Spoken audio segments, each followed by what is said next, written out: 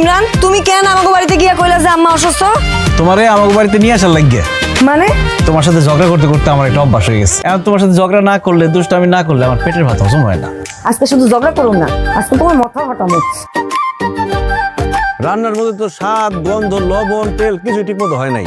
আজকে রান্না কিন্তু আমি করছি। কাজটা তুমি একদম ঠিক করো নাই। আমি রাতে রান্না খাইতে খাইতে আমার অভ্যাস হয়ে গেছে না। যাও আমার জন্য নিয়ে আসো, নাইলে আজকে রাতে আমি ভাতই খেতে পারবো। খারাপ, তোমার প্রেম করা আমি ছুটাইতেছি। আমার খালাতো বোনের লগে তো ইমরানের প্রেম, তারা নাকি একজন আর একজনের ছাড়া বাঁচবই না। বেঈমান, প্রতারক, সুমি, তোমার আজকে পানি দিতে পারবো না, খারাপ।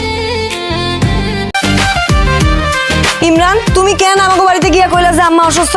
তোমারে আমাকে বাড়িতে নিয়ে আসার লাগিয়ে মানে তোমার সাথে ঝগড়া করতে করতে আমার একটা অভ্যাস হয়ে গেছে। এখন তোমার সাথে ঝগড়া না করলে, দুষ্টামি না করলে আমার পেটের ভাত হজম হয় না। আজকে শুধু ঝগড়া করুন না, আজকে তোমার মাথা ফাটামো। রান্নার মধ্যে তো স্বাদ, গন্ধ, লবণ, তেল কিছু ঠিক মতো হয় নাই।